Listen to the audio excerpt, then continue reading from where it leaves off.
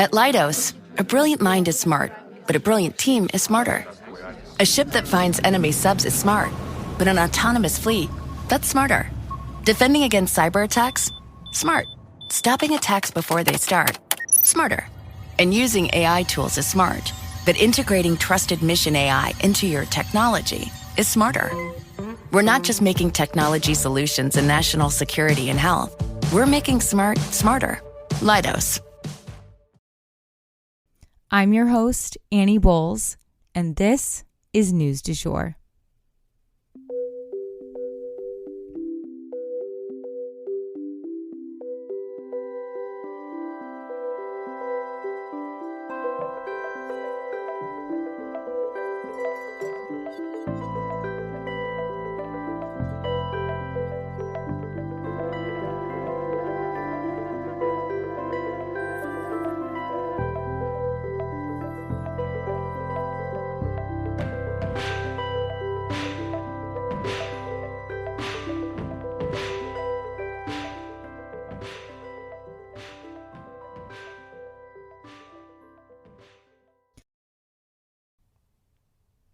Hey, you guys, thank you so much with your patience while I was traveling and, taking off for my birthday. Today, I have a bonus episode for you guys, and it is a little bit delayed, so I apologize. We had about a dozen mishaps coming back from our trip, and if you guys follow me on stories, you know it has been a rough 48 hours for us in general as a family, but I really appreciate your patience. Long story short, today we're going to discuss what Senate Bill 1470 is all about. What are the specifics of this legislation? What will it do? What case inspired it? And then also we're going to dive into who Colleen McCarty is and what Appleseed is, because this is the group that's really built this legislation, put it forth, and this is the second iteration of this legislation, so there's a lot to go over here. But today is an especially exciting day to be sharing this episode with you guys because as of yesterday, we passed our bill out of Senate Judiciary Committee. I literally got home from New Orleans, wasn't even in our house for 30 minutes. I changed clothes, brushed my teeth, and literally got right back in the car and drove up to Capitol Hill because I know how important it is to physically show up on Capitol Hill. They look to see people showing up in numbers and seeing that constituents care about things. So to me, it was really important to physically show up. And lucky for me, I got there right as they had passed it 11-0 unanimously. So again, this is a piece of legislation that is completely bipartisan. This is something that both sides of the aisle really support. And to sum it up in a really succinct way, Senate Bill 1470 would lesser sentencing for anyone who has been abused at the time of their crime or up to a year prior, or require judges essentially to take that into account. Did this affect their committing this crime? Because a lot of times what we see when a victim has been abused, they're forced to carry drugs. They're forced to steal things. They're forced to defend themselves. And long story short, after they've committed these crimes, they often face really serious sentencing, especially here in Oklahoma, where we have some of the harshest sentencing laws in the country and the highest incarceration rates overall in the country, as well as the highest female incarceration rates in the country. And there is a huge connection between our being number one in domestic violence and being number one in female incarceration. We know that those two things are linked. And this bill is set to potentially lessen sentencing for hundreds of women who are already serving really lengthy prison sentences that had to do with their abuse. So we're going to discuss one case, the April Wilkins case.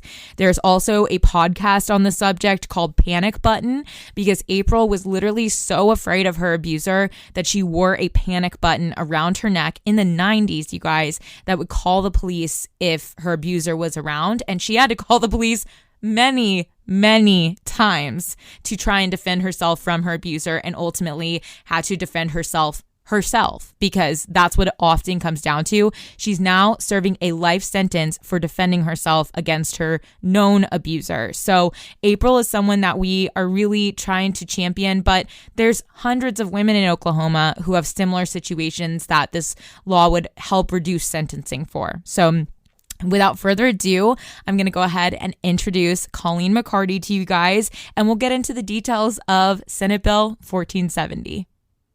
I am so excited to introduce Colleen McCarty, founding executive director at Oklahoma Appleseed. She is leading the fight for SB 1470 that Sugar Free Media and News du Jour is endorsing and helping to champion. So I wanted to chat about all of the specifics of this bill with her so that you guys are fully informed and have a place to sort of direct people to get all the details. Let's jump in. Hi, Colleen. Why don't you start by telling us where you were born and raised and how did you become an attorney? So I was born and raised in Tulsa, Oklahoma at St. Francis Hospital. And I became an attorney actually in the middle of life. So I didn't go straight through from undergrad. I was in corporate communications and training. And I was a young mom. I had a 4-year-old and an 8-month-old when I decided to go back to TU law. Yeah. And I did law school with a young family, which was an adventure. And then I passed the bar in 2020 and here we are. Amazing. Why don't you tell us about Oklahoma Appleseed and your role there? Sure. So Appleseed Network is a national network of legal justice centers around the country. There are 18 centers. There's one in Mexico City. There's one in Hawaii. Trying to get a transfer pass to that one. But the network was formed in the 1990s by a bunch of Harvard law grads that had gone out and created these like storied legal careers, and then they came back together at a class reunion and decided they wanted to use the law for good. They felt like the purpose of the law was getting lost in making money, and they knew after their long careers that there's so much good you can do with the law, but you have to be dedicated to that. And so they founded the Appleseed Network. It's called that because it's like Johnny Appleseed, like spreading the seeds of justice. It's kind of cute and kind of 90s. And then Oklahoma Appleseed was founded in 2022. It's the newest center. We're the baby center right now. And our focuses are on criminal and juvenile justice, education justice, and election justice. So what those are basically, criminal and juvenile justice is just making a more fair and just system for the courts. Education justice is making sure every kid in Oklahoma has access to free and adequate public education and all of the things that come along with that. And then election justice is making sure every eligible voter gets to the polls. And so that was what our board decided were some of the most systemic issues facing our state. And so we use several tools to advance change in those issues. Some of it's legislative advocacy at the Capitol. We do litigation when we feel like there's no way forward other than to just go to court. And then we do community organizing and legal research on the issues that we are passionate about. So it's kind of complicated, but once I explain it, everyone's like, oh, I get it. Yeah, well, maybe you can help us like connect the dots between like you going to law school and then ending up in this line of work. Like, did you go to law school with the intention of doing criminal justice work, or how did you find your way there? Even in 2017, there wasn't really a market for what we call public interest law now here in Oklahoma. There were two choices. I knew I wanted to do criminal justice from the very beginning. It was something that was a passion of mine that I wanted to understand at a deeper level. I just felt like I love crime. I love like studying crime, the causes of crime, why people have criminal behavior. I love true crime. We'll talk about that in a little bit. Yeah. And it's always been a fascination of mine. And so I went actually to law school to become a district attorney. I thought I wanted to work on the enforcement side, solve crimes, investigate crimes, put the bad guys away. I looked at it from a very black and white perspective back then. And I thought that, the problem with the system was there weren't enough good people doing prosecution, which I now don't think is actually true. I worked in the district attorney's office here in Tulsa. I worked in one in Wagner, which I really loved. And I worked in the U.S. attorney's office here in the Northern District. I really loved prosecution, and I probably would have gone on to become a DA if it didn't always result, usually, in putting the person in prison. I felt like I was expanding on the circles of harm instead of reducing the harm of what had happened to that person, to that victim. And so often we would tell the victims, we're doing this, you're going to feel better once the person goes to prison, once we get the conviction, and then they didn't.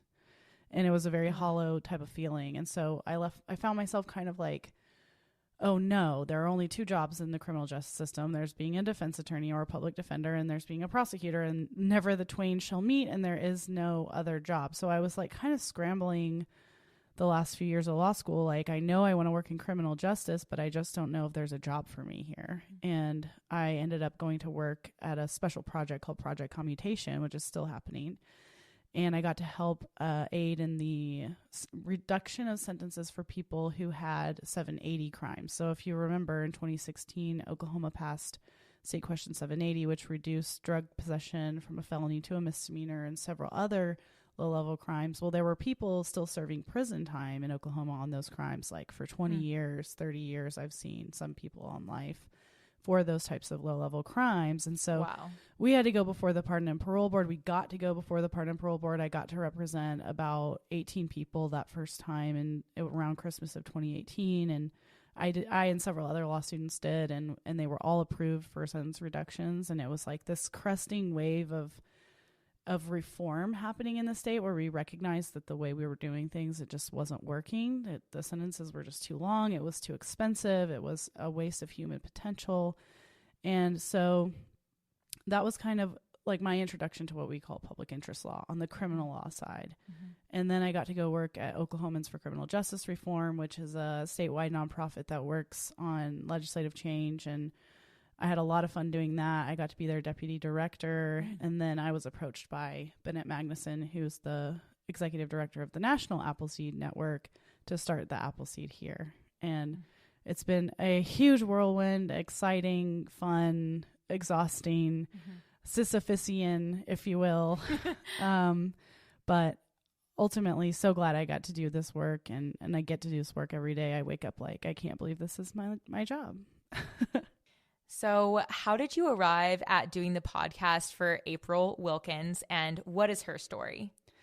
I love telling the story of how you came across this case. It's super emotional for me because it was right when we were starting Appleseed. I didn't have any projects.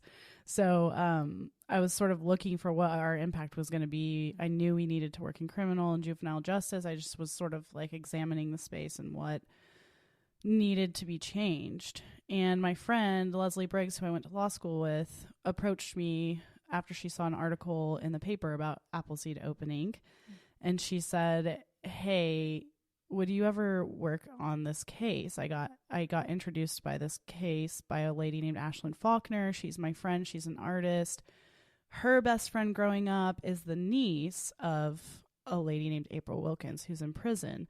Now, I get approached by cases and people from prison all the time. It's not something that's like new to me. I just got a letter today from prison from someone I don't know.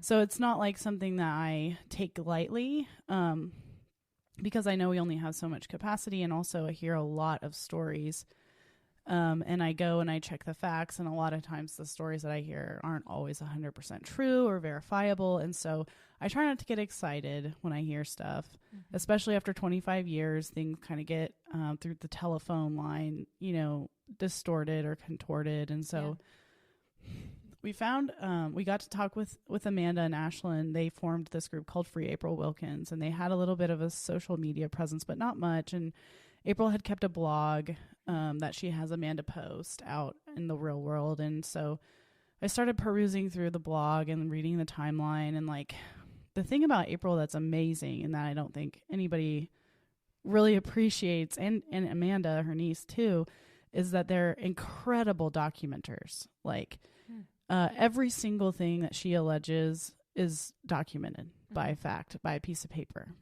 Well, am I correct in remembering that she was a scientist? She was a prosthetist. So, and she's also, what is it when you, like a nutritionist. So she's a very healthy person. And I'll get into what happened here in a second. But yeah, she used to do prosthetic limbs in the 90s. She was like crazy. The guy who made Luke Skywalker's hand. Like she was him, but in the 1990s. That just seems to me to be a person that like would document a lot of things. Yes. I would like be focused on details and things like that. Yes, so. She very much is. She's a super high IQ person.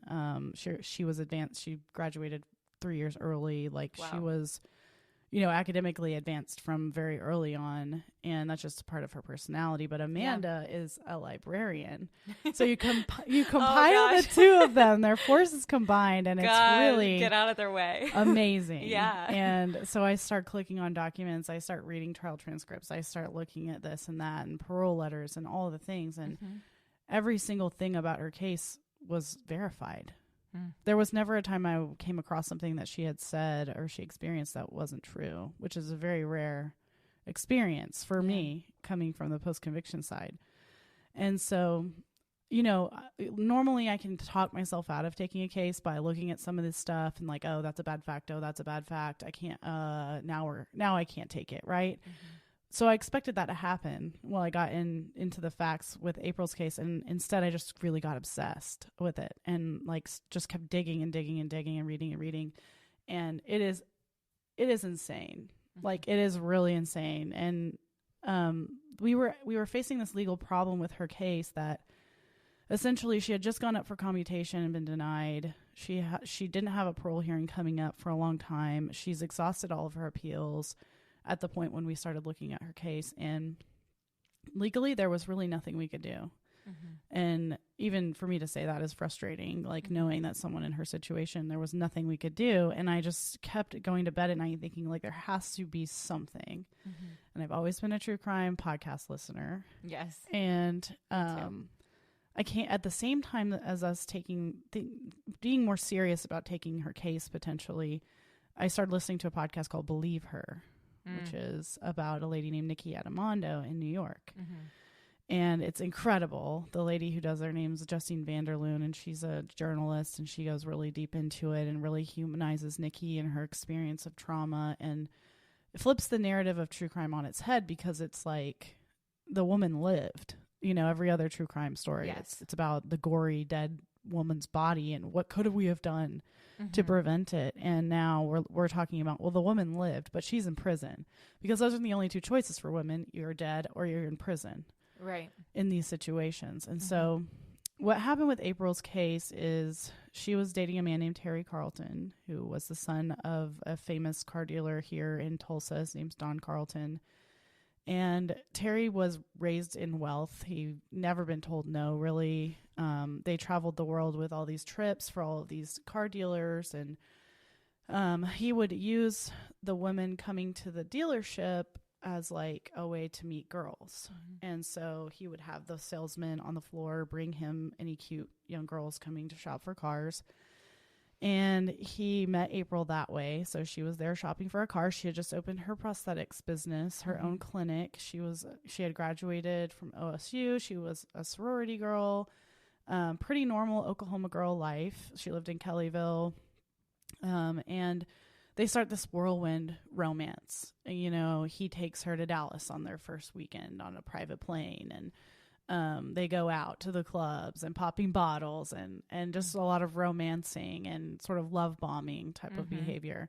And April had a young son from a prior marriage at the time. And so he would be with his dad, and she would go, out with Terry. And the first 5 or 6 months of the relationship were fine. And then he proposed to her around Christmas of the same year they met.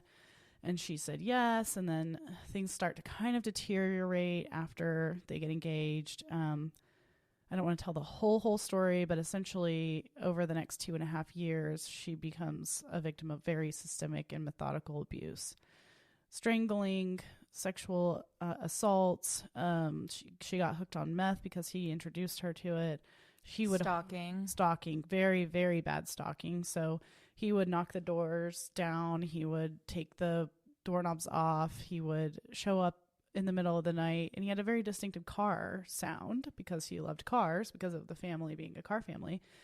And so the neighbors would always know he was there. He would get there at like 2 a.m., start screaming and yelling, breaking stuff. And then, they would call the police, and he'd be gone before they got there. So it was like known in the community that he was treating her like this. And, we can never verify this fact other than April telling it to us. But according to her, he would bribe the police. So he would say like $500 is how much it costs to buy a police officer in Tulsa. And what's important to understand, I think, in this story, which, by the way, all of this is documented in much greater detail on Panic Button podcast. That's Colleen's podcast with Leslie that she mentioned. But also, it's important to understand that the Don Carlton family pays for a lot of media ads in Tulsa. Tulsa is a really small, intimate community. And in that sense, they were kind of in bed with the media. So it was hard to get a story out. It was hard to get the police to take them seriously because, again, this is a really well-known, a family with a name in Tulsa. Powerful, yes. And that comes into play later too, like over and over. The final altercation between the two of them is just this harrowing sort of back and forth, her trying to get him. She goes to his house after he's had her involuntarily committed to 2 separate mental institutions over 2 months. And, he's trying to get her to take drugs. She doesn't want to take the drugs. It's up and down. She's trying to get him to go to sleep so she can leave. She knows that if she leaves, he'll chase her. He's done it before. He's faster than her. He's pulled her back inside by her hair before. That was witnessed by the neighbors. And so she's really it's very survivor behavior. And we talk about that on the podcast a lot, but it's counterintuitive to anyone with a logical bent, right? Like, why would you stay there? Why would you go to his house? Why would you do these things? And a lot of it is just this PTSD trauma reaction of thinking that your abuser is all powerful, that he's going to control everything that you do, that if you wait for him to come find you, you're just a sitting duck. And so I might as well go to him and poke the bear because eventually it's going to come on me even worse if I don't. Mm-hmm. And so, she is able to hide his gun in one of her back pockets. She had on like a biker vest, and it's back in the 90s. It had these 3 bottles, like pockets that were for water bottles on the back of the vest. And she hides the gun in one of those. And she's downstairs cleaning his needles that he was using for intravenous drug use. And he comes up from behind her and puts the handcuffs on her hands. He puts handcuffs on her hands from behind, so she's handcuffed in front. And then he's dragging her to the couch, telling her he's going to rape her and kill her. And this is our last night together, and all of those kinds of really scary things. And she believed him. And when he looked away for 1 second and she reaches behind her, grabs his gun, he turns around and sees her with the gun, becomes visibly enraged, starts lunging at her, and she empties the clip, and he is shot 8 times. It's a tragic, tragic story that never should have ever gotten that far. And his life was ended that night, and she was prosecuted for first-degree premeditated murder. Within 24 hours, they filed the charges, which if you listen to true crime, like a lot of times it takes a lot longer to ground a first-degree murder charge than 24 hours. But it just shows you that they really had no intent in believing that this wasn't an intentional murder. The deck was stacked against her from the very beginning. And the fact that he was a powerful man, his father was powerful. Shortly after the murder, he started donating to the campaign of District Attorney Tim Harris, which all of that is documented. And then that sort of undue influence becomes the nail in the coffin, right? She goes before a jury. She had a credible claim of self-defense. She had a credible claim of battered women's self-defense. Mm-hmm. And it still doesn't matter. They convict her. They really don't believe her. And they feel that she should not have shot him so many times. And they feel that she shouldn't have gone there that night. There are a lot of things that people think about her behavior. Mm-hmm. A lot of the magnifying glass always goes back on her, what you should have done differently. But she's been in Mabel Bassett Correctional Center for 26 years. Mm-hmm. And she's gone up for parole 4 times, denied every time, denied for commutation. She's really got no other pathway out other than doing something like what we're going to talk about with this bill. Yeah, so I definitely want to shed some light for anybody who's unfamiliar with true crime, or domestic violence. Domestic violence victims do return to their, abuser for a lot of different reasons at different times. And I think it's actually so much more common than anyone understands that someone might go to their abuser and try to reason with them, especially if they're being stalked, and try and, just ask them to stop. I don't think that that's unreasonable, knowing what I've learned about true crime over the years, that this happens in pretty much every domestic violence situation at some point. So if you're someone who's familiar with that, area of expertise, you understand this is totally normal behavior given the domestic violence that was so pervasive and the stalking that was so pervasive here and well documented. But I feel like, that's just something that the lay person wouldn't understand. And the jury members in April's case certainly did not understand that. No, it was 1998, 1999, Tulsa, Oklahoma. I mean, we didn't know anything about trauma. We didn't know anything about addiction. We didn't know anything about love addiction or any of those things that we know a lot more about now, and could have more easily explained some of these behaviors. And if she had been tried now, I 100% believe she would have been 100% acquitted. Same here, and not that I'm an expert the way that you are, but I do consume a lot of true crime, and I feel like this case is so cut and dry self-defense, and that's what's so maddening about it. But tell us a little bit about how you got from doing this podcast to wanting to pass this bill, because I think, maybe answer sort of why you're not going to retry the case, or how we've exhausted all other options for April. Yeah. Well, I'll tell you kind of how I got the idea about the bill is actually from that podcast, Believe Her. So Nikki Adamondo was a similar case to April in New York and went away for a 19-year sentence where kids were very young for arguably fighting back against her husband, who was a very covert abuser. And no one believed that he was abusing her. Wow. And they found all this evidence on a secret Pornhub account that they had to introduce in her appeal for a shorter sentence of him using her as a sex slave and things like that. So horrific case. But she applied for resentencing under the New York Survivor Justice Act that they passed in 2019 and received relief, got her sentence shortened to, I think, 9 years. And so she's actually home now. She just got out last week. Oh my gosh. Which is a huge, maybe 2 weeks ago, which is a huge deal. There were so many advocates working on her behalf, but I just got this idea from that. Maybe there is a way that we could go about this that's legislative, because what happened after April got tried is, she spent all of her family's money was spent on her defense attorney, and there was no more money left for an appeals attorney. So she got someone to do it pro bono. He actually left her in the middle of her first appeal and just didn't ever come back. No. So she ended up having to do it all herself, pro bono, which I don't care how smart you are or how brilliant or how genius you are not going to be able to navigate the ins and outs of a criminal appeal on a murder case unless you are a trained attorney. I even have trouble doing any of that, and I am a trained attorney, and I just don't have the experience. Yeah. There's so many procedural hurdles. There's so many things you have to know about, and so she raised a bunch of grounds under that, and none of those the court found persuasive. And when you appeal the first time, that's really your time to bring everything that you know about or could have known about even. Yeah. Even if you could have known about it but you didn't, if you don't bring it that first time, it's done. And so there were several things that she wished she could have brought in that. She did a post-conviction relief application in the 2008-2009 period of time. That was unsuccessful.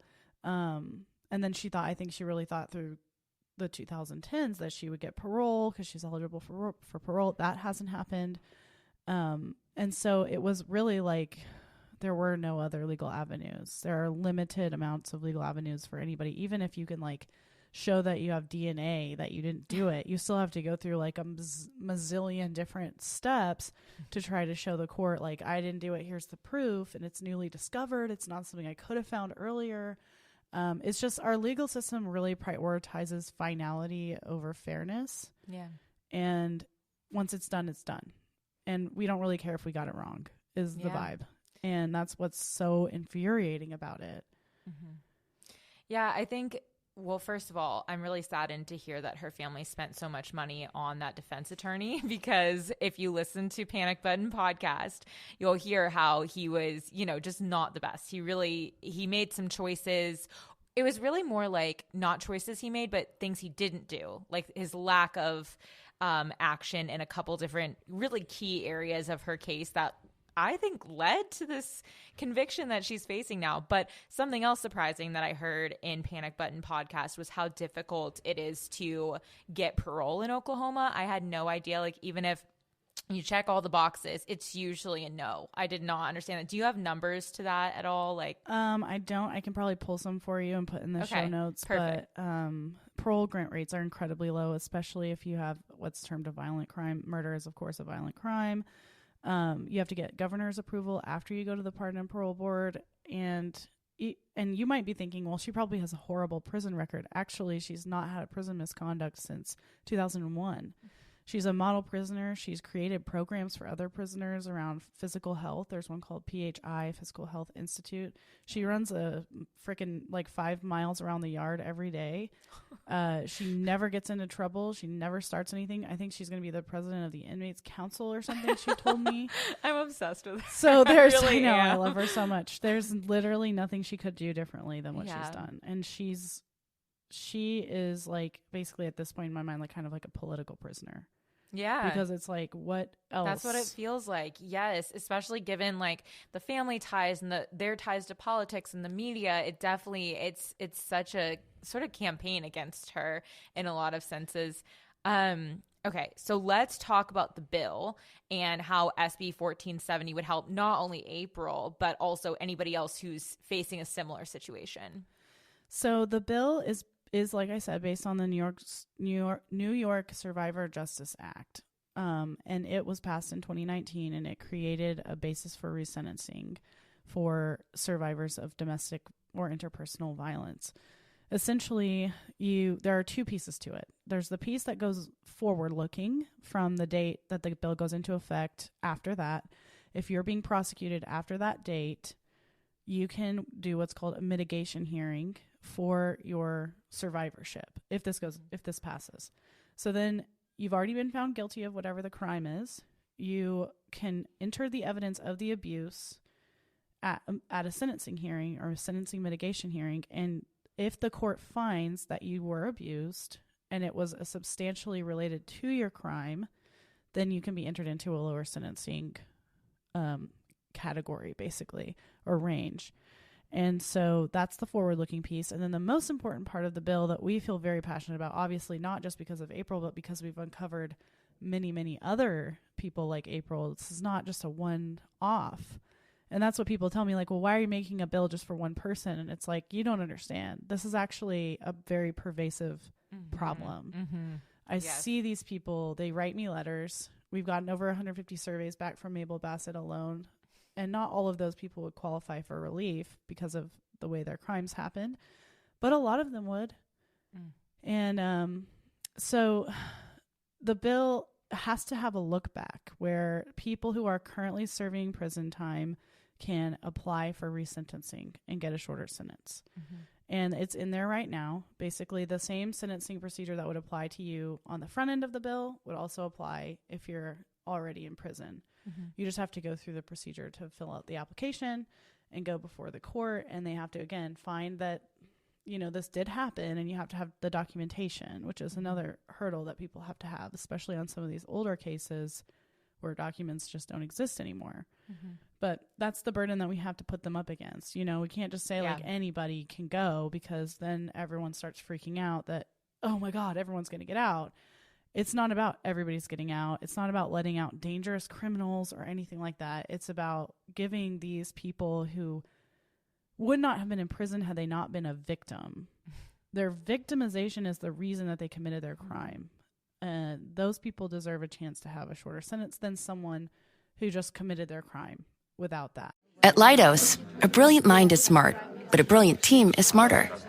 A ship that finds enemy subs is smart, but an autonomous fleet, that's smarter. Defending against cyber attacks? Smart. Stopping attacks before they start? Smarter. And using AI tools is smart, but integrating trusted mission AI into your technology is smarter. We're not just making technology solutions in national security and health. We're making smart smarter. Leidos. So that's the basis for it. So we've been working for 2 years to get a bill like this introduced and running in the Oklahoma legislature. We had one last year. It didn't pan out the way we wanted it to. So this year, we've gotten some really great authors. Pro Tem Tree in the Senate. He's the president of the Senate. And then we've got Floor Leader John Eccles in the House, he's a representative in the House of Representatives in Oklahoma, and they have seen the movement behind this. They've seen our community organizing and our powerful voices that have been lifted on behalf of these survivors. It's really very heartening, and it makes me feel hopeful about the future of our state. So the bill is SB 1470, and it is about to go before the Senate Judiciary Committee. It is I say to people, it's the least we can do, because we are not going to stop domestic violence. We're not going to prosecute domestic violence. We're not going to answer domestic violence calls very effectively. Not yet. I don't have a lot of hope that we're doing next. Those main things are going to change. And so in a landscape like that, where you have such pervasive domestic violence like we have in our state, there are going to be a certain percentage of people that fall through the cracks like this in the legal system. They have done something as a response to their victimization that we find untenable as a society. They need to have some criminal consequences, we think. I would like us to get to a place where we're not prosecuting victims at all. That would be great. Yeah. But we're not there yet. And so the least that we can do is not sentence them to life in prison. Yeah, there's just so much. Like you said, if this case was tried today, it would have just been, we would have brought all this understanding, all this knowledge that we have now about all the different factors that went into April's case. So I really encourage you guys to listen to Panic Button Podcast and talk more about, or just hear the details of April's life story as well as her trial. Because that, I think, was the biggest, tripping at the finish line kind of moment. I think even back in that era, you could have really made a self-defense case, but it was the case never happened. It's almost like her attorney just didn't show up with the weight that he needed to bring to really show up for April. To make the self-defense claim. Yeah. I mean, there was just so many whiffed balls in that. And yes. Even now when I look at the trial transcripts, because we just did some filings on her, and so I had to go back and look, and the crime scene evidence, as a true crime person, I know they say when you go to jury selection, don't think that this is going to be like CSI, or don't think that this is going to be whatever, dun what's that one? Criminal Minds. Don't think it's going to be like that, because this is the real world and we don't have those kind of tools. And it's but didn't you have eyes? Because yeah, I mean, it's honestly, you can see from the way he's laying on the ground, you can see the way his foot is positioned, that he was lunging. You can see where the way the bullets went in. Yeah. You can see that his hand was out towards her. You can see that. And then the prosecutor gets up in her closing argument and just makes up a story about how he was sitting in a chair playing music when she came down the stairs, barreling down there with a gun in her hand with malice intent. And she says that at closing, and no one refutes it. No one says anything. This is crazy. That's insane. And you're just sitting there listening. You're reading these trial transcripts this cannot be our justice system. Yeah. But it is. Yeah, there were so many moments when I was listening to Panic Button that were scream in your pillow kind of moments where you're like, ah! I cannot believe that really happened to a human, to April, who, again, by all accounts, was such a stand-up human being. She was a great mom. She was running her own business that was a really advanced, intricate medical technology business. Yes. I mean, she was such a badass by every benchmark, and I'm really hoping I get to meet her and get to take you guys along for that, because I'm kind of fangirling over her. I'm not going to lie. I just feel like she just really did some cool things with her life. She was a very productive member of society and never was disrupting anything in her life until this happened. And I think that needs to be taken into account when you're looking at sentencing someone to their entire life, And anyway, back to the bill. This bill would not just help someone like April, but also other women who are in similar situations. So in a sense, rather than retrying April or sort of beating a dead horse with the court system there, Appleseed is championing this legislation to, basically going forward, someone who's in this situation can have a lower sentence. So talk to us about the timeline of events. We touched on the fact that it's going to Senate committee. I'm going to have a timeline graphic on our social media, also on the websites, but let's just lay out for them in the podcast episode what hurdles this bill has. Yeah, so it's really crazy when you're living in a world where passing a bill is easier than getting relief in a court of law because normally it's just a one-off. You go to court, you get your ruling, and you're done. But in Oklahoma, our courts make everything very difficult, and so we're in a position where we actually have a better shot at passing a law than getting relief in court, which is crazy. But it's still not easy to pass a law. Lots of hurdles.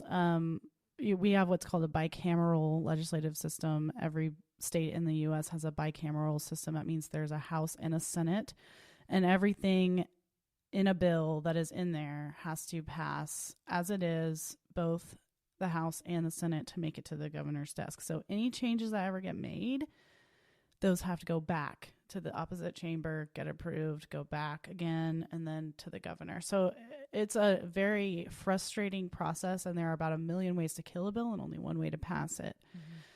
But that being said, it has to go to Senate committee because it's originating in the Senate. The Senate author is Pro Tem Greg Treat, and it's going to go before the Senate Judiciary Committee here in the next week or two. We think probably next week from this recording, but I don't know when this is going to go out. And I also don't know when that date's going to be. But it just goes before a committee of, I think, 10 or 11 people, and we have to get the majority votes of those. And then it gets scheduled for a floor vote in the Senate, which we have about 50 members in the Senate, and we have to get a majority of those. And that has to happen before March 29th. March 12th? Okay. March Yeah. 12th. Yeah. Maybe. I don't have the timeline up, but I'm sure that's right. We'll Oh, have wait, the no, exact dates in the timeline. Let me see. Or you can just strike me. Oh, I saying have that. it. Okay. Senate vote has to happen before March 21st. Yes. So that's the deadline for bills to come out of the Senate that start in the Senate. Then you basically start over again, and you go, you enter into a House committee. You get assigned to the House committee. You have to pass the majority of the House committee. That has to happen before April 12th. And then you have to pass out of the General House, which is about 100 members, closer to 100 members, before April 25th. And those are the general session deadlines. And then it goes to the governor's desk after that.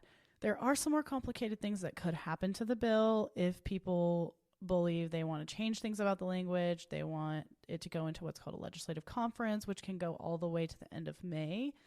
But we're really hoping that doesn't happen because that happened to us last year. And I really feel good about where the language is at. A lot of people are very happy with where the language is at. So I don't anticipate us having to do that. I'm hoping we don't have to, but again, things can just sort of happen.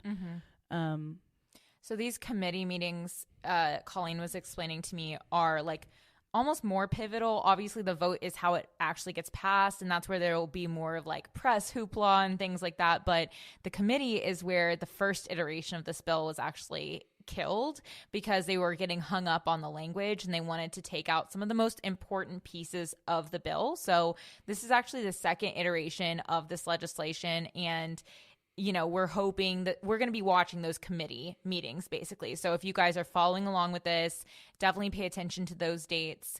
And then also, I think you were saying that Governor Stitt's wife is working on a lot of domestic violence related things. And so she's kind of hopefully going to help, you know, put a bug in his ear about getting this signed. Sarah Stitt, First Lady Sarah Stitt, has been very active in the second chance area of policy. So she has an act actually named after her that passed a couple of years ago, the Sarah Stitt Act, that ensures that people leaving prison can have all their documents, all of their training records of the occupational training they've done, and they can have an ID when they leave, which is very important. And so she was the namesake for that bill. When we were getting folks commuted back in 2018 and 2019, she had a second chance career fair outside of Eddie Warrior Correctional Center full of like jobs that they could just walk straight out and fill out an application for. So she's very passionate about. She just came out with a story in the Tulsa World about her work around hope and how hope is like a science. And so, you know, there are bright spots happening in Oklahoma, and I think she's one of them. And I know that her heart is with a lot of these survivors. And then also Pro Tem Treat's wife has been very active in domestic violence. She's on the board of YWCA Oklahoma City. Awesome. And she's been a very outspoken advocate for survivors. So I know we've got great company working on this. Yeah, so stay tuned on those dates. And then I'm also going to be posting a graphic with all of our advocacy days. Those are opportunities for you guys if you're in Oklahoma or wanting to travel here, where we will meet at the Oklahoma State Capitol to kind of rally support around this bill and maybe knock on some doors and talk to legislators. We do have lobbyists that work through Appleseed to help champion the bill, and they're professionals at it, but we can always do more to show our legislators that we are watching this bill and that we're wanting it to get passed. And that we care. That Yes. we really, really care about what they're doing, and that we see them doing something good, and we thank them for doing something good. Yeah. And we just really need them to maintain the spirit and the letter of what the intent of this is to help not just survivors going forward, but those who have been in prison for decades. Amen to that. Yeah. So let's talk about how people can help. Calls to action. Do you want to take it away? Yeah, I mean, there's so many things you can do. You can go to oksurvivorjusticecoalition.org and sign up to join the movement. That will put you on a list of volunteers. That gets you our emails when we're going to the Capitol, all of our events, any calls to action about the bill specifically, like, oh, it's going on this agenda, we need you to call these people, those kinds of things. But then also you can just find out who your legislators are, your senator and your representative, and call them. Their phone numbers are on the House and Senate websites. You can leave a message with their legislative assistants. Sometimes they're not there, but you have to tell them, please notate that I want my senator or my representative to support SB 1470. It is important for you to say, I want you to write this down for him or her. And they do take note, and they do take those back to their members. And so that's a good way to do it. Also, emailing is fine. You should be able to get to their they have contact forms on each of their sites for, like, when you look up their names, they come up with a little site for their emails. So contacting them, going up to the Capitol, setting meetings with them, they are your representatives. You don't have to be someone with power or money to access them. That's not how it should be. They work for you. That's right. Yes. And I go up there a lot, and it always is a little bit disheartening to see, the same 50 or 60 people up there every day. And you don't see your average citizens kind of going up and telling them what they want to hear and what they want to see. Because we're overworked, we're tired, and we got kids, we got stuff going on, and it's hard to take time to go up there, especially if you don't live in Oklahoma City. So 100%. It can be hard and intimidating, but, like, honestly, once you do it, even once or twice, you feel like empowered, and like they're listening to you and they care. And they do. Most of the people up there, they really go into public service because they want to do something good. And this bill honestly gives them a perfect opportunity to do something that is good for everyone. All of the people on both sides of the aisle have reasons why they support this. And it's not every day that they get legislation across their desk that can make almost everybody happy. Yeah. And it hits so many chords. I feel like the reason it's getting, a lot of support right now is we know that we have some of the highest incarceration rates across the board in the country. And so I think everybody is like, that's a problem. That's a huge, tax dollar drain. And how can we alleviate that? And I think this is a really obvious way. Also, if you are intimidated to call or to go, please DM me and I can send you a script or a little piece of paper that you can go and just drop off at someone's office. It really doesn't have to be complicated or scary. And I'm here to handhold in any way that I can. So shoot me a DM on Instagram or, feel free to email me. My email address is always in our show notes, and I'm here to help facilitate any advocacy that you want to do. I would also invite everyone who's listening to come up to the Oklahoma Capitol building on February 27th. We will be there with the coalition of folks that are fighting for this bill. We're calling it OK Survivor Justice Day. And we'll be there from 10 a.m. to 2 p.m. We will have handouts, talking points, hashtags, all kinds of QR codes, anything that you need to be a better advocate. You don't have to know everything. You don't have to know really anything. You just have to know, I care about survivors of violence and I want this bill to pass. That could be as simple as what you say. Yes. Even just having you there, your body there, that we can show the support for this is very, very powerful. So I would invite you to come. Yes. And I also wanted to touch on, obviously, this is not going to be the last piece of legislation or last piece of work that Appleseed does. So how can they plug into Appleseed's community and follow future campaigns? So our most active platform is Instagram. Our Instagram handle is at OK_Appleseed. We try to post about everything that we're working on. This is just one of the projects that we have going. Like you said, we work on a lot of education stuff. We have another coalition going on education justice right now. So if you're interested in all that stuff, you can go to our website, okappleseed.org, and sign up for our newsletter. I will say I don't get that out as often as I should. The Instagram and the Facebook page are really the places where you can get the most updated information. So. Perfect. And then we always end off, it's cheesy, but what is your favorite quote and why? Am I putting you on the spot? I did not prepare for this, but That's I'm just going to say the one that comes to me is the one that's like, never doubt that a small, dedicated group of people can change the world. Indeed, it's the only thing that ever has. So I think that was Margaret Mead. And I think about that almost every day because, like, well, a lot of the things that we don't like happening in Oklahoma are being led by a very loud minority. There's also a very loud minority working on good things. And we just need to be a little bit louder. Will you guys help us be louder? Here are a couple different ways that you guys can do that. First and foremost, there is a petition link in our show notes. It has a ton of other resources linked on that page, such as the exact bill itself and lots of other information that further explain the bill.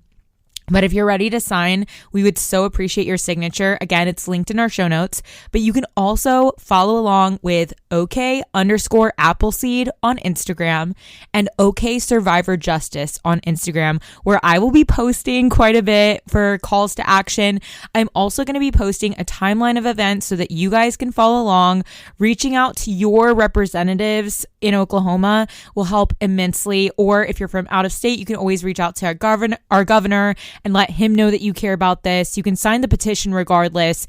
It's just important to get pressure on our legislators so that they know that a lot of people are watching this and that we care about getting Senate Bill 1470 across the finish line.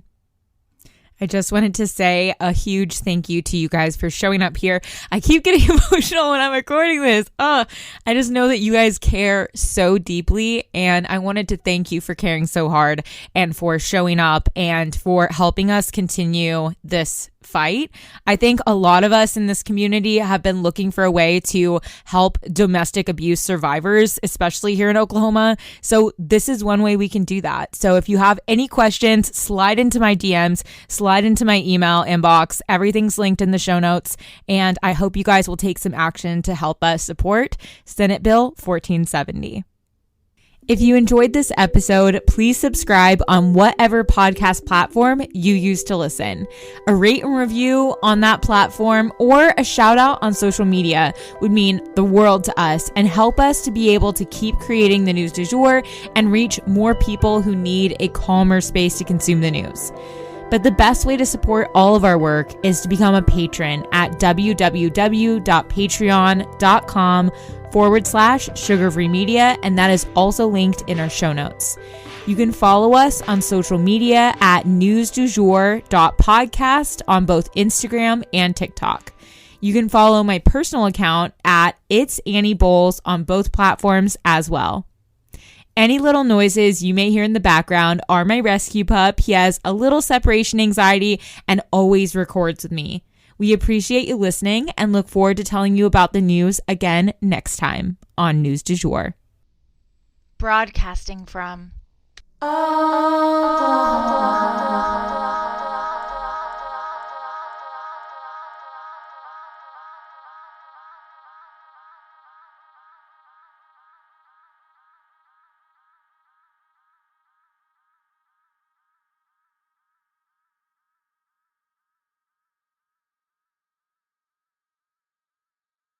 At Leidos, a brilliant mind is smart, but a brilliant team is smarter. A ship that finds enemy subs is smart, but an autonomous fleet, that's smarter. Defending against cyber attacks? Smart. Stopping attacks before they start? Smarter. And using AI tools is smart, but integrating trusted mission AI into your technology is smarter. We're not just making technology solutions in national security and health. We're making smart smarter. Leidos.